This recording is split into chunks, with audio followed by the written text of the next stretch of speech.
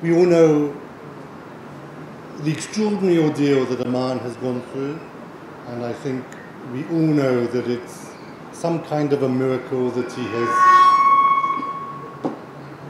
come out of his 8 years of detention, survived it, and remains an extraordinary human being. I lived in Bangladesh full-time between 2010 and 2017 as a journalist, and throughout that period of time I got to understand the increasing authoritarianism of the Awami League government. It started off with significant promise, but as we know, it ended in a terrible situation. I met Aman first in the context of the International Crimes Tribunal. His father, as you know, was accused of international crimes, and indeed many other individuals, mostly linked to Jamaat-e-Islami, were being prosecuted there.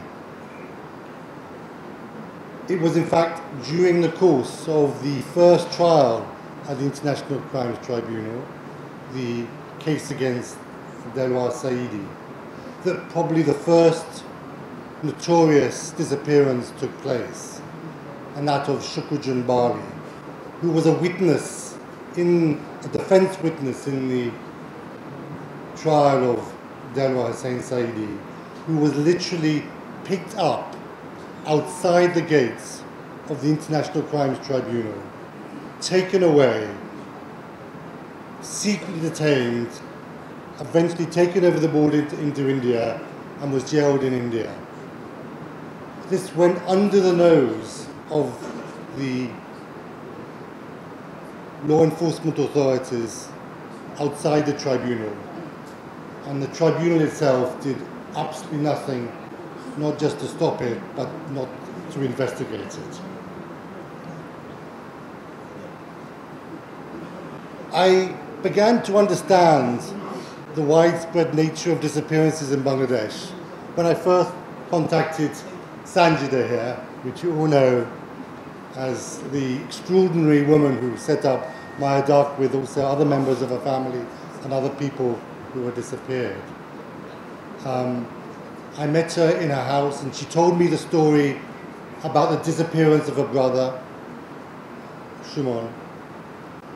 And not just the disappearance of him, but the disappearance of 20 other people in a 2-week period, all BNP activists, in the month before the January 2014 election. 21 people were picked up in 7 different events over a 2-week period inside or just outside Dhaka. 2 of those people returned, but that left 19 people who were picked up as secretly detained in that period of time. And whilst we remember the joy, and we have the joy that Aman has come back from his ordeal, those families still have no closure because their sons, their brothers remain disappeared. And it's a tremendous sadness that that remains the case. But through Sanjida, I understood what was really happening in terms of the widespread scale of disappearances in Bangladesh.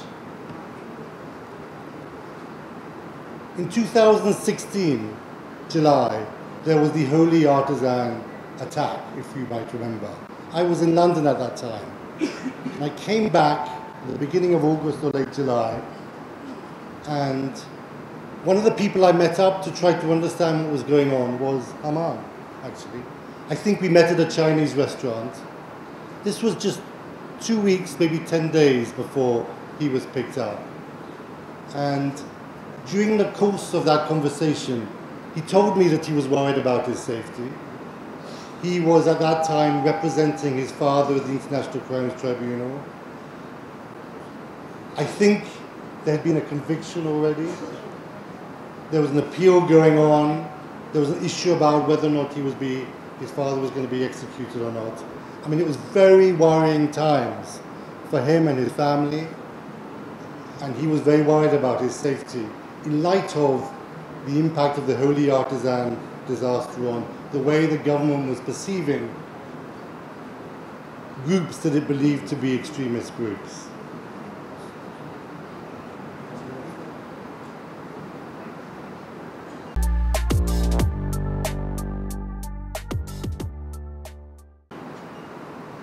Then, of course, in August, there were 3 pickups of individuals. The first, I think, was Humam, Saladin Qaeda Chowdhury's son, who was picked up in the first week of August. Then it was Aman, and then it was Brigadier Azmi. All picked up, the authorities refusing to say that they knew where these men were. I wrote about it. That's all one could do as a journalist, was to write about these things and hope that there would be pressure to release them from their secret detention. I remember at that time speaking to Barrister Razak. Barrister Razak, as you know, was the head lawyer in the chambers where Aman and others also were working, and who were very much involved in the International Crimes Tribunal. And he gave me one bit of hope, actually, and I think that what he said to me then was one of the reasons why Aman was able to survive, why the authorities did not, I have to say this, kill him, because that was obviously an option for the authorities, why they didn't do that.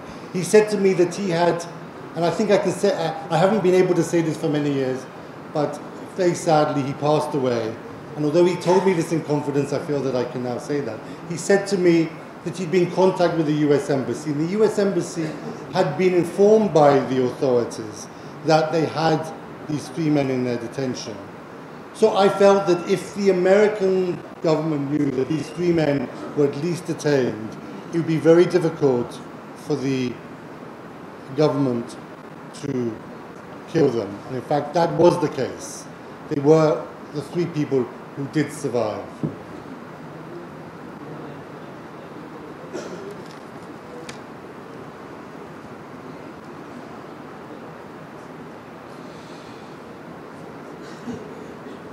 As you know, Humam was released after 8 months, while Brigadier Azmi and Aman were detained for 8 years. Humam was released after 8 months. And I did manage to get an interview with a senior Awami League person at that time, soon after he was released. And he did acknowledge to me at that time that Sheikh Hasina was involved and understood and knew that these men were being picked up, and had knowledge that they continued to be disappeared. So that is something that is important to recognize. These detentions were ordered right from the very top of government. Obviously, after Aman was disappeared, I, along with many others, tried to keep in touch with the family, tried to get any news that one could get. Disappearances, of course, is one of the worst human rights violations that took place under the Awami League government. But actually, at the core of the repressive state is arbitrary detentions. Disappearances happen and they are terrible, but they're relatively small in number. Arbitrary detentions under the Sheikh Hasina government were far greater, impacted thousands of people, tens of thousands of people. People were picked up, detained for months on end. Maybe they got bail, but they continued to have a case hanging over them, and they often had to remain in hiding.